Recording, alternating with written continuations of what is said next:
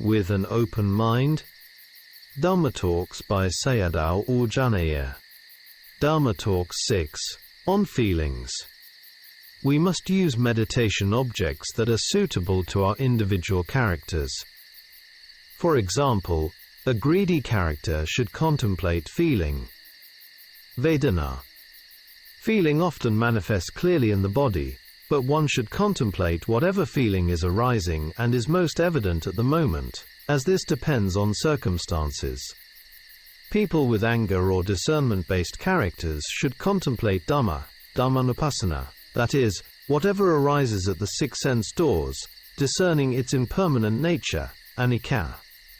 A deluded character, moha, should contemplate the body, kya. For instance, some people is used to nodding off while sitting. I once met a Western monk who was used to nodding off often while sitting. Before ordination, he had been addicted to drugs. Such practitioners may not yet be able to contemplate impermanence directly. They can only note phenomena. To contemplate anicca means to note and incline the mind toward the object, and to see that it does not truly exist, that it has already passed away. Paying close attention to the object through noting is, in itself, contemplation of impermanence. Even Buddhas and Arahants do not know phenomena automatically. They know through by paying attention. New yogis often only note and do not yet observe deeply. Experienced yogis, however, both note and observe. Each yogi encounters painful feeling differently. Some experience it early in practice, others later. One should not become discouraged. When the spirit is low, samadhi weakens. For example, pain may arise in the morning but not in the evening, or disappear as time passes. Yogis may miss noting when pleasant feeling arises, yet become disheartened when pain appears. Do not miss any arising phenomenon. All phenomena, pleasant or unpleasant, are momentary, unstable, and constantly changing. One should not contemplate pain with the desire to overcome it if the mind is dominated by lobha craving. Another wrong approach is to fight or battle pain forcefully, which is rooted in anger. Both of these approaches must be abandoned. How to contemplate feeling. How should feeling be contemplated? One must contemplate in order to know its nature. This is the nature of feeling. It is not a person, not a being. A yogi once asked me about a statement found in a Dhamma book. If one contemplates pain merely as painful by noting, and dies with that perception of mind, may fall into painful states of existence, apaya bhumi. So how, then, should feeling be contemplated? If there is no listening to Dhamma talks and no understanding of Dhamma, a person who is near death, oppressed by disease, may cling to the concept, my body is painful. This becomes improper attention, rooted in wrong view, ditthi, and craving, tanha. At that time, the person experiences bodily and mental pain and, if dying in such a state, may fall into the lower realms, apaya. In correct contemplation, one does not attend to the body or body parts, but attends only to feeling as a dharma. Noting pain as pain is mindfulness, sati. Knowing its nature is wisdom, panna. Therefore, with noting sati and panna, even if death occurs, one will not fall into the apayas. If a dying person can separate the mind from the body, they can endure pain and die peacefully. See Sayadaw Jhaneyya, Espavanga meditation. According to Mogok Sayadaw, if a yogi discerns impermanence, anicca, painful feeling is no longer experienced as pain. Some people criticize blindly without practicing themselves. Mahasi Sayadaw explained this matter clearly in many ways in his books. In the early stages of practice, when samadhi is still weak, pain manifests through the body. As samadhi strengthens, the location of the pain becomes less distinct. As samadhi improves, the painful nature and the knowing nature become distinct to the yogi. At that stage, concepts and bodily form dissolve at the level of feeling, and the mind rests on the nature of feeling itself. When this happens, wrong view, ditthi, falls away. There are three ways of contemplating feeling, such as pain. Direct, face-to-face contemplation. One does not avoid pain, but centers on it through contemplation. Even though it makes one become tired, one can realize Dhamma quickly. Following pain with mindfulness, happiness will arise. As in Ajahn Mahabua's experience, he was able to sit for an entire night until morning without moving. The ambush method.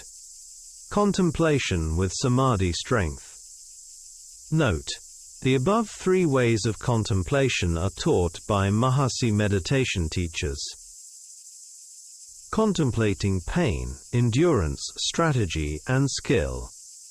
Certain Burmese monks practice direct, face-to-face contemplation of pain until it is overcome.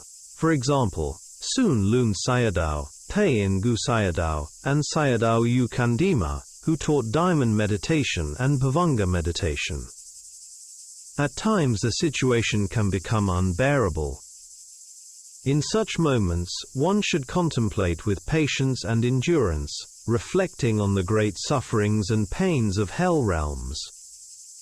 Some yogis, when oppressed by painful feelings, shift their attention and think of pleasant experiences they had in the past.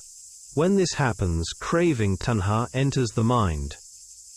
If insight knowledge develops, the oppressive, unstable and uncontrollable nature of the aggregates khandha becomes clear. Even though pain is present, it can be borne. The mind becomes happy through tasting the Dhamma, and suffering is no longer dominant. If one changes posture merely because the pain is unbearable, one should not give up the practice entirely. The ambush method is used when the enemy pain has strength that cannot be faced directly. In this case, one should temporarily stop direct contemplation of pain, and instead return to another object, such as touching and knowing, e.g. sitting and knowing the touch points, which is one of the basic objects in the Mahasi system.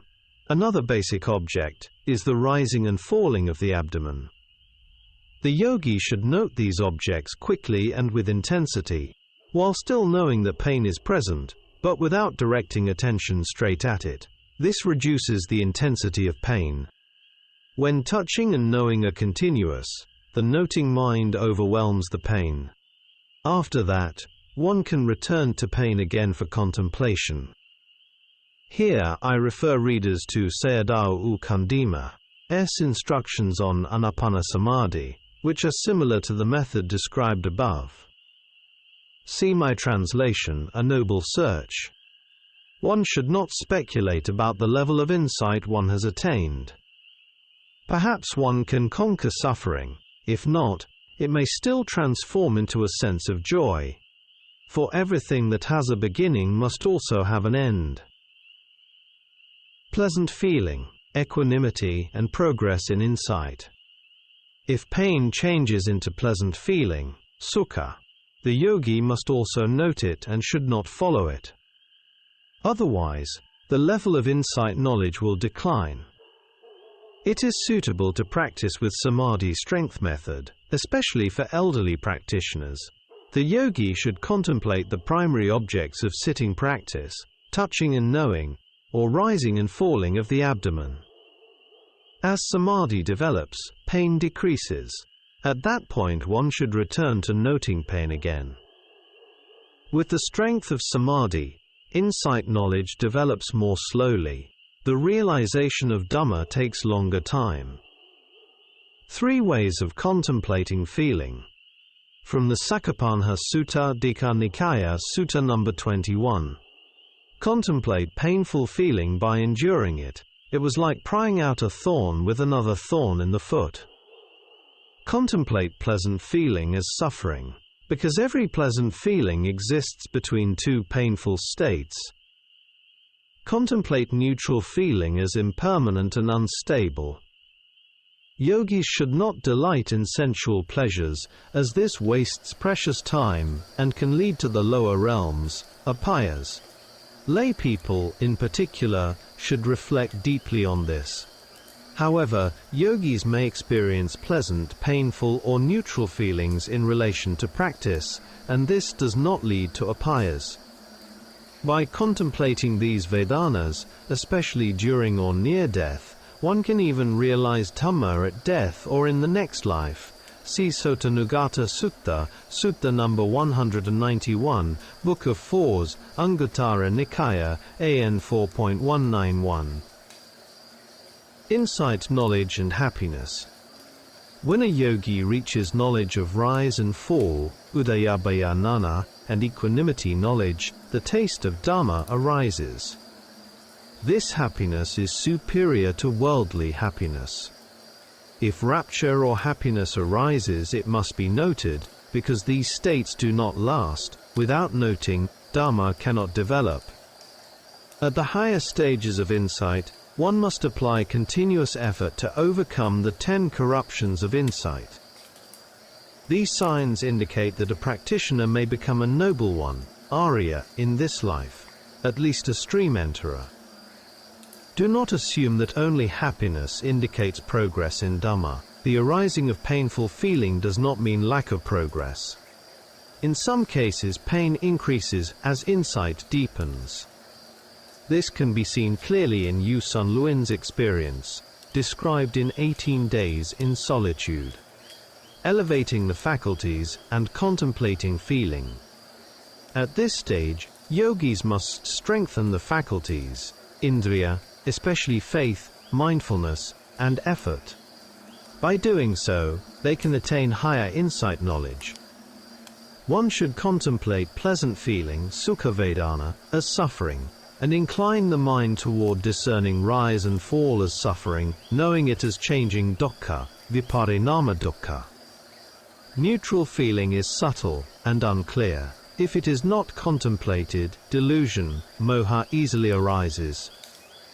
Therefore, when the object of contemplation is not clear, the yogi should contemplate the contemplating mind itself, that is, observe the following or proliferating mind.